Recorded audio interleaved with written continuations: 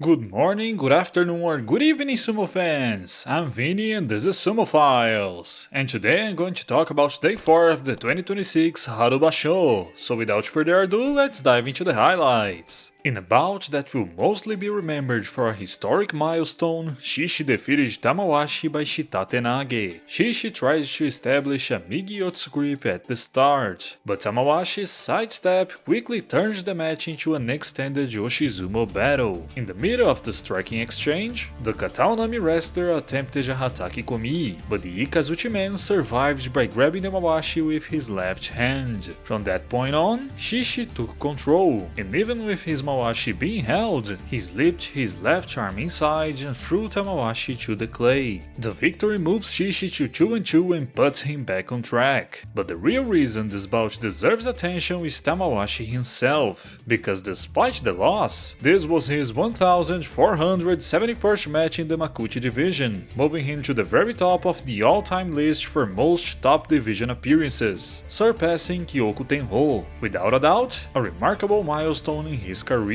Gonoyama's undefeated start came to an end as Shodai brought him down with Atsuki Otoshi. Gonoyama charged forward aggressively, but Shodai held his ground very well, and even though the Takekuma man managed to secure a Morozashi, the Tokitsukaze veteran coordinated his arms perfectly and brought him down to the clay. A quick victory for Shodai, who reaches 3 wins while simultaneously ending Gonoyama's perfect record. Still searching for his first win in the tournament, Daieisho finally get on the board by pulling Ura down with a Hataki Komi. Ura exploded forward at the Tachi-ai, but his advance was stopped by Daieisho's Oshizumo, as the former Sekiwake gradually broke his posture with thrusts to the face and slaps to the arms. Eventually, he found an opening in the Kiseo wrestler's low stance, simply pulling him down. Daieisho finally gets on the board in this competition, and does so in style, handing Ura his first loss of the Basho. Continuing his impressive run in the tournament, Kotoshoho defeated Joho with Atsuki Otoshi to remain undefeated. The opening was very even and quickly developed in a Tsupari battle. Gradually, it seemed that Oho was beginning to take more territory, but he was caught off guard by a Hataki Komi attempt from Kotoshoho that, even though it didn't bring him down, completely shifted the momentum. Neither man showed interest in the Mawashi, and the Otake wrestler again began taking the initiative, but just when Kotoshoho looked like he might fall, he deflected Joho's attack and sent him crashing down. An impressive performance from Kotoshoho, who shows great composure and remains undefeated.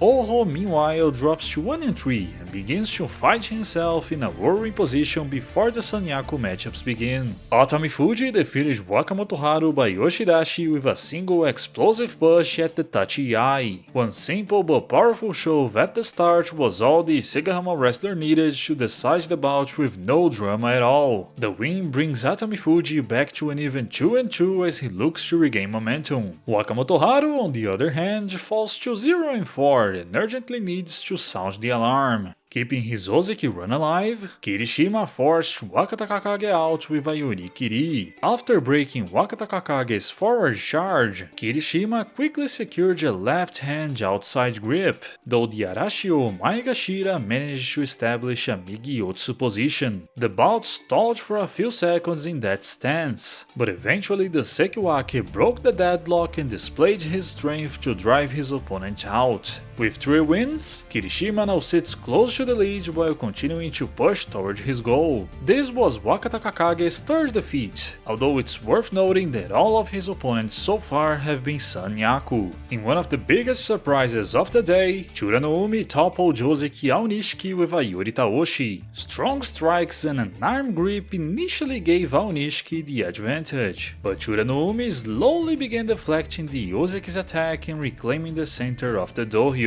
Even so, Aonishiki seemed in control as he used Yoshizumo to close the distance, but when he attempted a Hataki Komi, the move completely backfired, resulting in him being driven out. But there's one thing I would like to say. The Mono-ii wasn't called, but Churanomi's forearm touches the ground before Aonishiki's cough, and the Ozeki was clearly attempting a Hataki Komi at that moment. I understand that there's a rule about the arm being used for protection during the fall, but my point is that arm was not there because Churanoumi tried to protect himself, but because he was brought down by Aonishiki's Kimarite. Therefore, I found the final decision a little questionable, and the mono-e could help us understand it. Anyway, both men now sit as 2 and 2, though with very different feelings. Churanoumi is putting together a strong showing against the Sanyaku, while Aonishiki is starting to see the leaders pull away. In the clash of undefeated wrestlers, Takayasu drove Ozeki Kotozakura out with a Yorikiri. At first, it looked like both men would focus on grip fighting. Then, the bout shifted into Oshizumo, and eventually both wrestlers secured the Mawashi. Takayasu has the positional advantage with grips on both sides, but Kotozakura tries to swing his body from side to break free. The thing is, although he eventually managed to escape, he briefly turned his back, and just when it seemed he might recover, he was pushed out. In the battle of the undefeated, Takayasu stays perfect and continues to display an intelligent sumo. Kotozakura now falls to 3-1, but he's still performing well and has every chance to return to the top. Another kinboshi headline was written today as Fujinokawa pulled Yokozuna Hoshoryu down with a Hatake Komi. A powerful opening charge from Fujinokawa completely broke Hoshoryu's posture, and after the Yokozuna tries to push his head down, the Maegashira responded by doing the same with his hands, ending the bout quickly. A fantastic victory for Fujinokawa, who after a turbulent start to the tournament has now claimed 2 kinboshi in his first meetings against Yokozuna. But I must say one thing, I was surprised there was no mono-e, because Fujinokawa delivered a very obvious mata. When the margin is small, the judges sometimes overlook it. After all, nobody there is a robot, but this one was quite noticeable. Regardless, Hoshoryu, now 3-1, will try to recover tomorrow against Churanoumi. And finally, the scheduled bout between Yoshinofuji and Onosato never happened, as the Yokozuna withdrew from the tournament after starting with 3 straight losses. The victory was therefore awarded to the Isegahama wrestler. Onosato's storyline in this basho was sad and short.